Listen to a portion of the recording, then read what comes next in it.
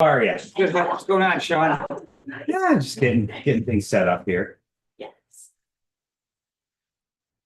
Well, like, it was 70 degrees here while we were away, so. It never fails. There we are. I see you. We go like every. It's been. Done.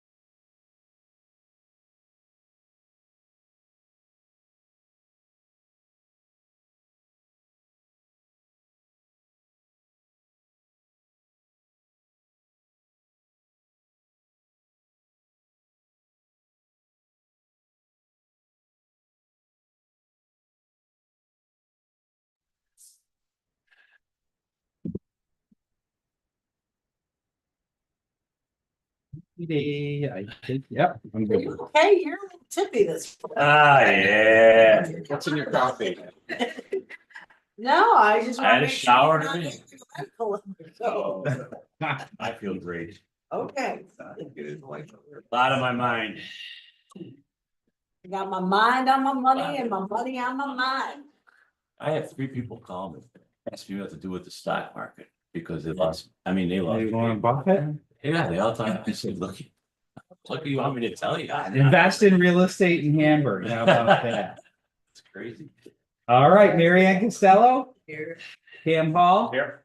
Bob Hutchison, Jen McGregor Clark, Tom Moses, Bob Reynolds. Here. And Wentz and Andy are excused and Jamel is absent, maybe coming in. I haven't heard from him yet.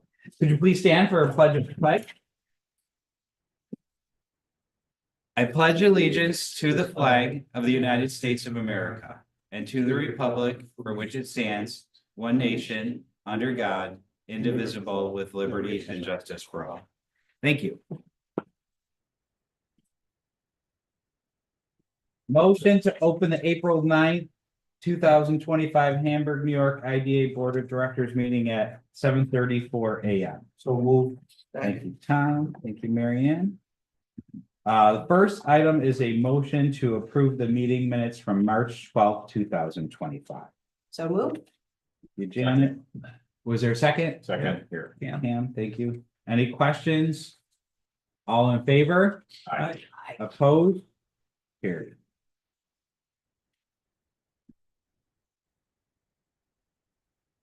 Next item is the financial report for March 31st, 2023. This is why I'm busy, so. So, our ordinary expenses and income and everything, I mean, our ordinary income came in at $4,750.29. Our payroll and expenses associated with that was $13,320.03. We had membership dues of 5,000 came in. So our total expenses was $19,301.71. Expenses over income is $14,551.42. Mike, that's why I was talking to Mary back here. So we put together, our total cash was $889,796,000. Our total assets is $898,243,000. That's because we took out the fixed and we added it all in and everything like this. My question comes down to, and I was talking to Mary, we did a $50,000 deduction, net income reduction. And that kind of matches up what we did year to date, Sean, from January to March. And I didn't see where we put the 14,551 off of the, where we kind of got that 50,000 came out of the January, March that so far we accumulated this year. And we took it off this thing for the total assets of 50,000. So we came up with a balance with our balance, but I didn't understand why we took the 50 grand off of there instead of 14,000. That is, are you looking on the right hand Yeah. column? Is the that's for the Because your year? balance sheet has to factor in the whole year. Yeah, but it's the March 31st report, so we're reporting out March. So for March, we have negative net income of $14,551. So is this, did we change things that before we used to show it over here, what we took off? See, over here was, we used to take off, this is what we excess with expenses. Negative net income. Right, but this is January to March, that's our grand total of 50,000 so far this year. For So the year, yeah. why did we come over here to our March report? Is this report now January through March? On the second page, because it says March, so I'm assuming that it was our report for March. Just to show you guys, they do look at this. This is- So this was year end 2000, or I'm looking at the balance sheet, which is assets. So yeah, all I'm saying is this header up here should be, then if we're gonna do that, I didn't see where the 14,000 came into, we played here, so. What we're doing now is it's just not March 31st, it's January through March 31st then, because that's the deduction. For the balance sheet? Yeah, Yes, Okay. that's the, Well, I that's think the That's company. that's because our opening balance equity Yeah, was as of the December 31st, right? yeah, we So you have start, to we started decrement over that. here. For the duration of time. So we since started- December 31st, which is the entire year, right? Yeah, so like at the end of last year, we had Right. 948,000. We've had net income of negative 50,000 roughly, which leads us at 898,243. So like, Yeah. so we had, you know, So, but this is not a I know monthly. what you're saying. What he's saying is that It's not a monthly. that net income, if you were doing it monthly Yeah, instead of cumulative. right. That's that- how we were doing it yeah, the before. monthly net income is expressed in the first column, the negative 14,000. Yep. And then Correct, year but to he's date. talking about on this On this- other Oh. sheet, that it's done cumulative. Oh, I see where you're, not right here, monthly. right Yeah, here. right. This is where you're Yeah. looking at. Yeah. Okay, okay. So is this the, we weren't reporting previously that way a lot. We would have a monthly balance sheet coming out and we'd see the 14,000, but I know we put assets and everything into this now. So this is gonna be a yearly asset statement for the end of the month then, right? For what we did for this year then? From January Well, twelfth. I mean, it should just be column year to date. Right. Yeah, year to date. Then we could, do yeah. Instead of could- March okay. 31. Because a lot of times I Yeah. look for the $14,000. Yeah, no, it's just, Okay, you could just retitle that column. right. I just wanna make sure we all Yeah. see what's going, you know, I'd have to Still look year at the to date. report to see. Although if- the Change? bank account balances are the last day. Yeah. right, Yeah, okay. but you're correct. That is It's really year to just date. because that's a correction to that Yeah. opening. So Mary, can you just put year to date on that one then? Just so I just wanna make sure we're all on the same page. When I report out the finances. So what I'm gonna do is when I report out the March finances. That our closing, our excess income or balance or whatever, which way it goes. That's kind of how we did for the month, and this is gonna be what we did for the year. So when I come down to this statement on here, just so I understand it and everybody understands it. Cause that was driving me crazy last night, cause we used to just do the 14,000 in there and I'd have a year to date and then we kept this over here separate now, but we got all this assets and everything. All good.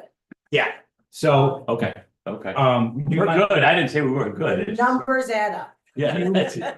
Yes, well, I think it's just explaining the Yeah. numbers. right. Yeah, it just because of the column on the one page saying March 31, but then in reality, this is fiscal year to date, Yes, or fiscal year 2 through March 31. just because we. Yeah, and actually you would want it fiscal year Fiscal year. through. Yeah, usually that's how you frame a balance sheet for the year ending, or for the quarter ending, or the period ending March 31st. Right, okay, I'm good with all that. Because, today's now. This is out in the public and I just don't wanna see all of a sudden we threw 50,000 in here and you're reading this statement. Off the other page out here, so, okay, so we're gonna adjust that.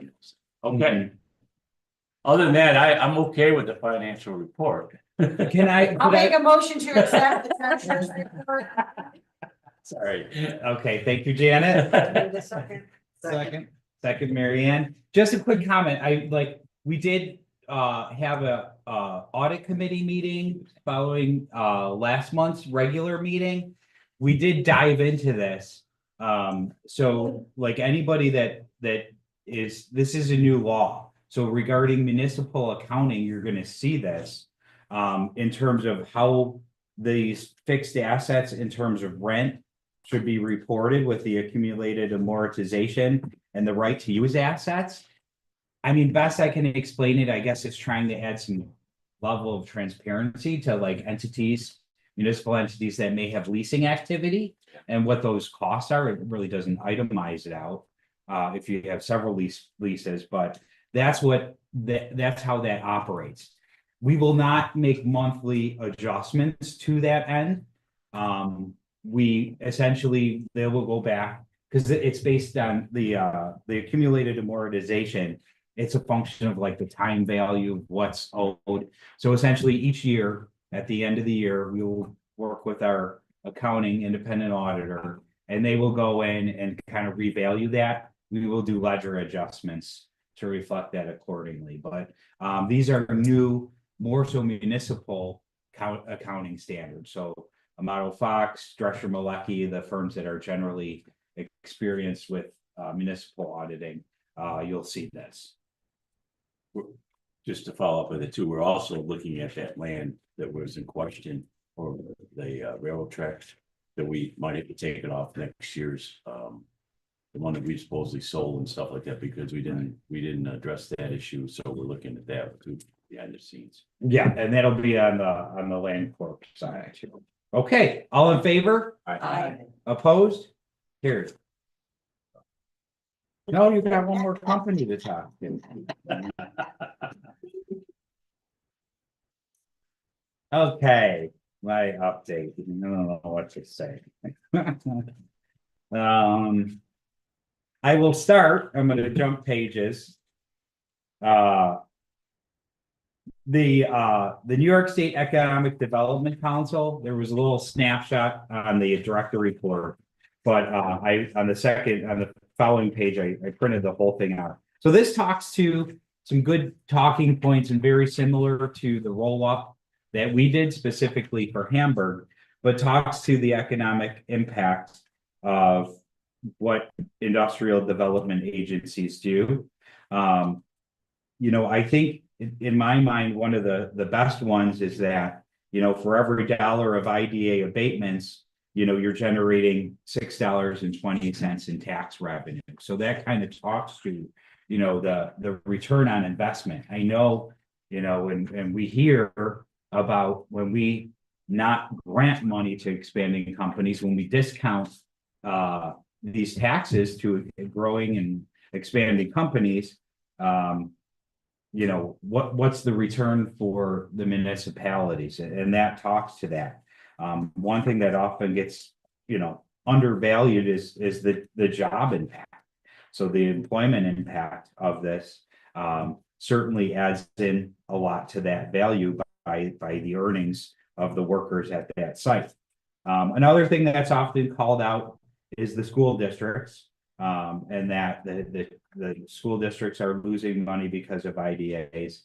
Well, over the state, $349 million in pilot payments went to the school districts as a result of the project. So those are a couple big important numbers to highlight, and certainly there's other things in there in terms of some of the green initiatives, some of the housing initiatives that the state has kind of supported, and that IDAs have been working in coordination with the state to move the needle on some of those opportunity areas as well.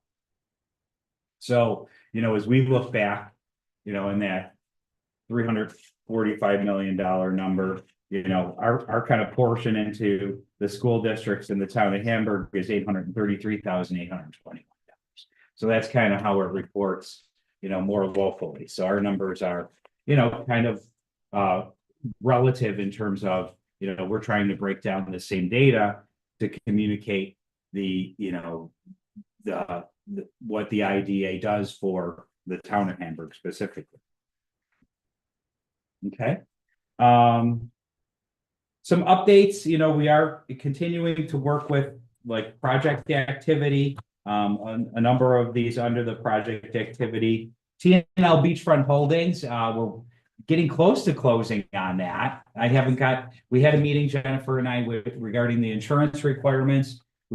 I know the insurer, their vendor that provides the insurance, was kind of running like our recommendations and our guidance up the flagpole, but that was the last I've heard on that. And then 4670 Camp Road is working with E1, and I think we got some progress on that. I'm hoping that one will close next week. Okay, so we're getting pretty close on a couple of these, which will kind of clear the docket as far as closings go.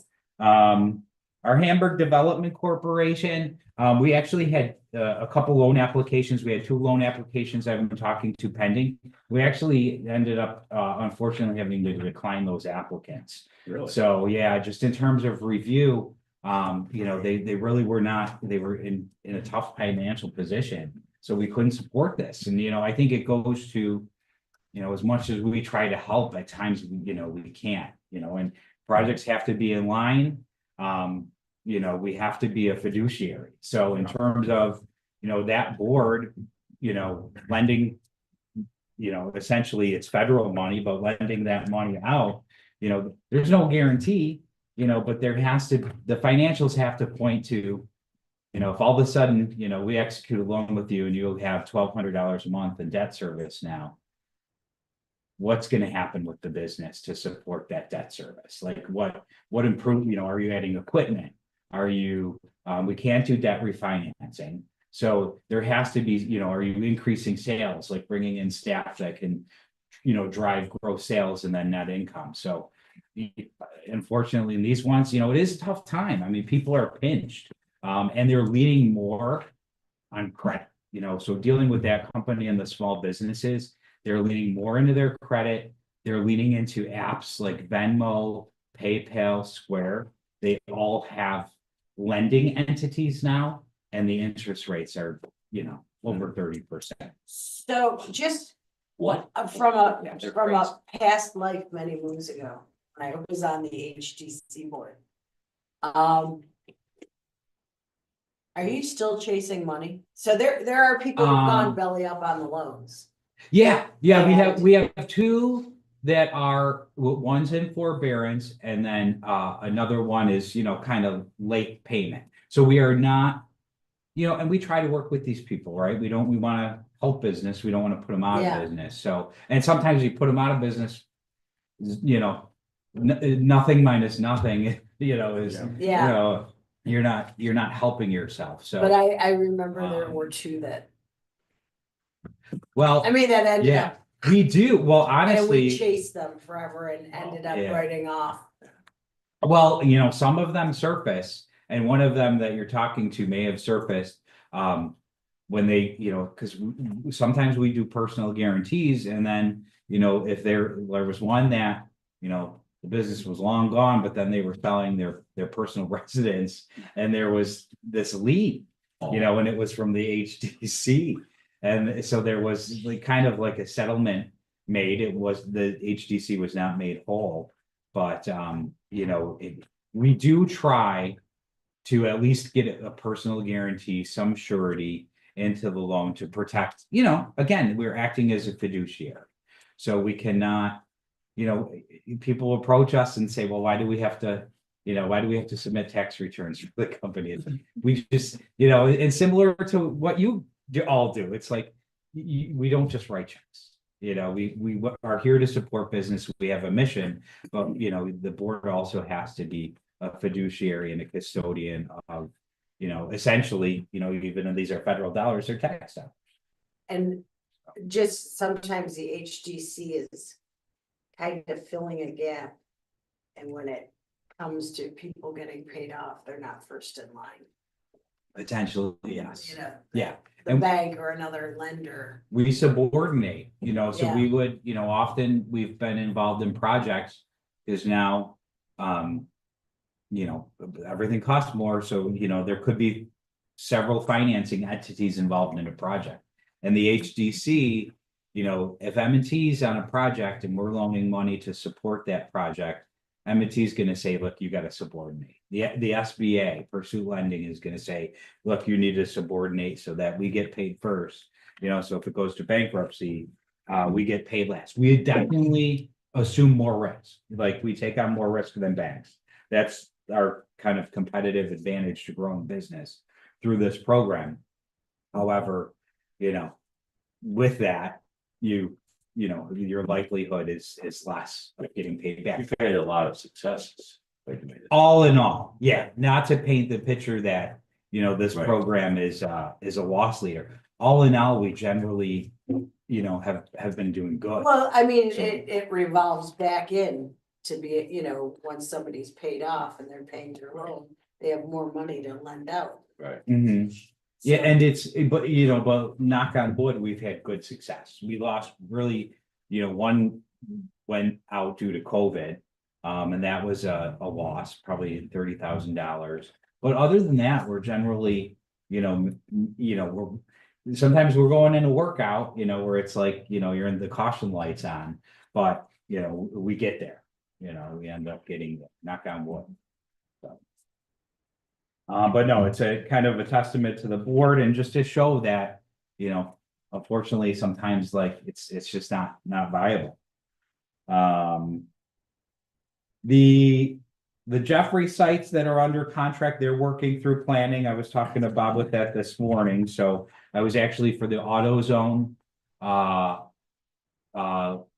building, the building and the land are under contract. It's a matter of navigating through planning and getting planning approval to see kind of if that happens or not, if that goes to closing. So that's, definitely one that we're trying to work with the town on and the owners on to transition that site, get it back to productive use. I had a meeting, actually not on here, but we got a call from Republic Steel. And they were more interested in learning about the brownfield project in the town of Hamburg. So I'm gonna loop in the Republic people with that project. So as they try to look to transition the site in Hamburg, that's huge. It's like 80 acres. It's 1.2 million square feet under roof. So that's gonna be a significant, opportunity for redevelopment in the town of Hamburg. I was curious with, some of this tariff, ruling and whatnot, if they would look to reactivate that building. And at this time, that's not there, there is no interest in terms of, Republic, going back and operating that as, in terms of like the steel production. So that's not happening. I was just kind of curious as to like why they were in this holding pattern, but I think it was just, timing in terms of, getting the site, either onto a reuse or selling it. So I think they want to learn more about the brownfield incentives before they make some decisions as far as that goes. Do you have comment? Oh, when you're done, I just got one. Okay. Community engagement, we're continuing to work. There's a couple interesting projects going on in the village that I've been working with developers, investors on. Certainly working with that through the Village Economic Development Committee, the Town of Hamburg Stadium Redevelopment Project, Visit Buffalo, Niagara. I don't know if Blaisdell has any ideas of places where we could locate potentially murals. Visit Buffalo, Niagara evidently has somehow been allocated funds and they're looking to do murals throughout Western New York. So right now, it's I don't even know what they're looking at. It could be Green Lightning, but if you remember that. But they're looking to. Goodwell and Elmwood? Janet, it looked No. Hey, Janet, that would look great on the village hall right now. That was where the Catholic Health Building is. I remember, that's like one of my fortunately first childhood memories. Across from St. Luke's? It was right where Catholic Health is. It was like right when you're getting on the 33. Yeah. So they may have moved it at. But It was in Allentown, yeah. Yeah. At Goodwell and Elmwood. Yes. 33. Yeah, that's where it was set. But yeah, okay. Jokes aside. Cam doesn't know where you Google. No, I don't. Do you know what the green weenie whammy is? No, We'll give you look up the green weenie whammy. I won't do that on my work. They're trying to grump you, Cam, so watch it. That was the Buffalo Bills, Chuck Barcelona Bells. came up. It was a Bells. Yes, promo. Bells was Yeah. Chuck Barcelona came up with this promotion for the Bills, the green weenie whammy. Did not, no. I think the last green weenie whammy that I've seen hangs over the bar at the Gin Mill. That's not Green Light. Wrote it down. Cultural highlight. Yes, it was a So big sculpture project. So I don't know what they're, and I would, these murals, they go up. They are very nice, Yeah, but we if you got- have ideas. here at our park, Hamburg has the one over by, I still call it Legion. Legion Lanes, yeah, yeah. No, that was a nice one. That Assembly Member Rivera sponsored. But, yeah, so I'll reach out if I get additional information on like wall sizing and whatnot. But if you know, if you go by or just kind of keep them, it's because sometimes as you're driving around, you kind of see something. And, you know, and if anything clicks, let me know and we'll certainly, you know, just provide that as an option. So, oh, and I had Republics today. All right, any other questions or comments, Bob? You had a Yeah, I just want to let you know, we had at Ford Motor Company for the first time in 25 years or better, it's gonna be more than that. They're bringing back making dies over there from the start, which is huge. You know, your dad, my dad Yeah. worked there, and that was die making was a big thing there. So they're getting back into the die making program. My dad was a children die maker. Yeah, and it's a I don't know what we can do in the future. We'll keep on track of that, but that is a big step forward for that plant over there to start making their dies again. And dies are as big as this room at times, believe it or not. It's huge. What? So the current labor contract. Yeah. With Ford, and this is something that I think the town has to keep their eye on. The current labor contract with Ford keeps that plant open, guaranteed open until 2028. Yes. Well, it's 2025. Yeah. So like, Yeah. I would think that the county executive, the governor, the town supervisor, really all need to keep on top of this. Yep. Because there has been, I mean, for years, it's been rumored that this stamping plant will shut down. Because, Oakville is no longer producing cars either, but yeah, so they're going to a different production up in Canada, so we're losing that their last is a Canadian assembly plant for Ford too. So, you know, I try to stay on top of it because this is a big But- industry. Ford is a Are they huge, trucks for them or? Ford is a big employer still. That's it. And the loss of jobs, the loss of tax revenue, the loss of just, you know, Right. other Property. businesses Yeah. based, and it's something that I don't think they're focused on. I don't, It's a very, like, people who are close to Ford. I mean, my dad's been long retired and long dead, but it's something that you like kind of keep your ear to the ground on because it affects people that you know, and it affects families.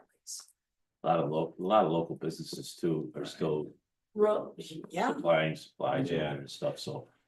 You know, it's one of our bigger manufacturing facilities in the area. so if you talk to your friends at the ECIDA.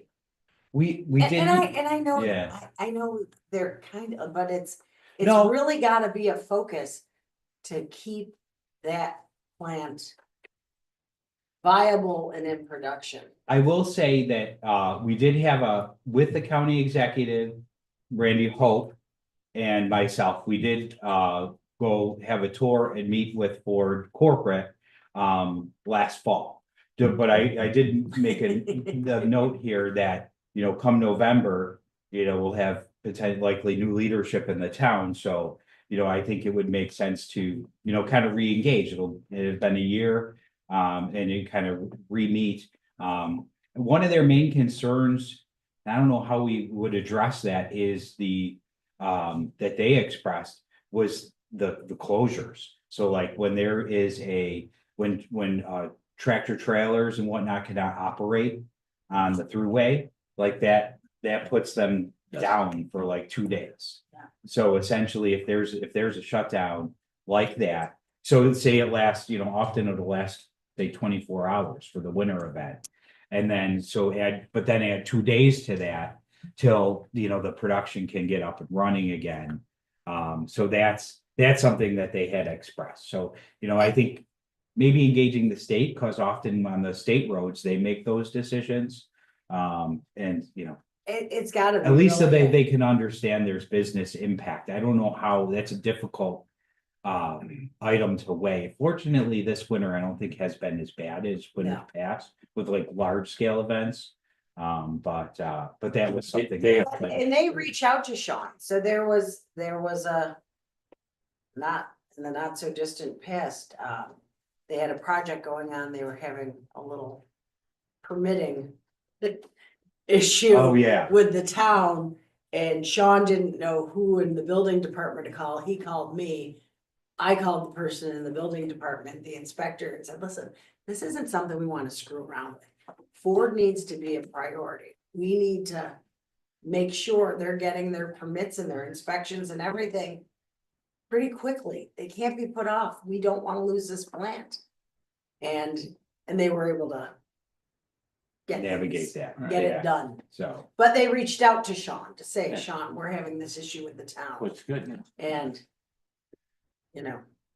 So he's And got we the would do that for relationship, but we anybody. need the big wigs. okay. Well, like I said, and the reason I say that, because if this takes off, it's obviously it's a skilled program and everything like this, Yeah. but.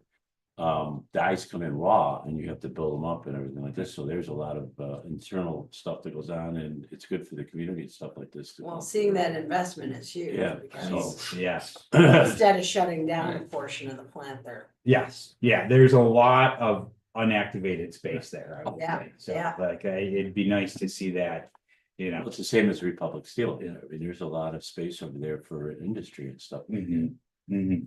They used to, I mean, I don't know if they do it anymore, they used to do.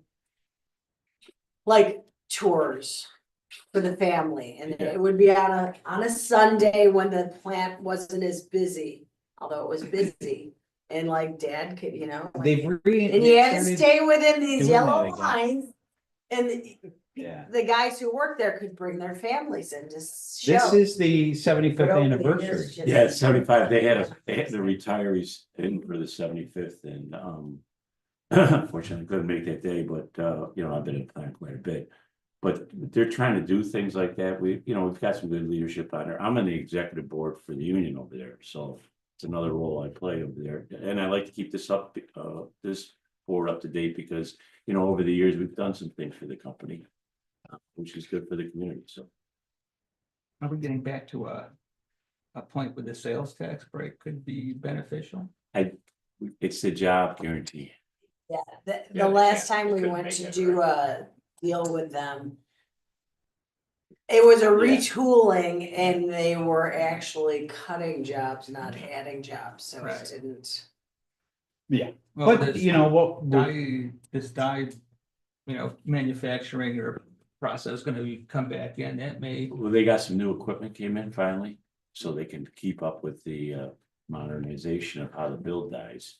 And they're finding out dyes built, a lot of dyes are built overseas, and they'd come in 6 months or so, they repair them, because they're, you know, not up to a high production standard, I'll put it that way. When you start producing, you know, cars, I used to stamp out parts, 600 parts an hour.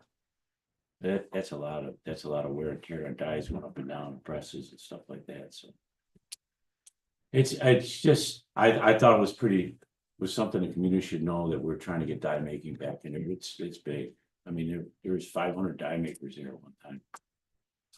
That's a lot. Wow. They were, Just I making mean, notes. that's part of my father moving Yeah. to the States is. opportunities. He was already a die maker. Yeah. See, my dad came with your dad in 52. My uncle was there. My son-in-law's a dye maker now, so I was the only black sheep of the family.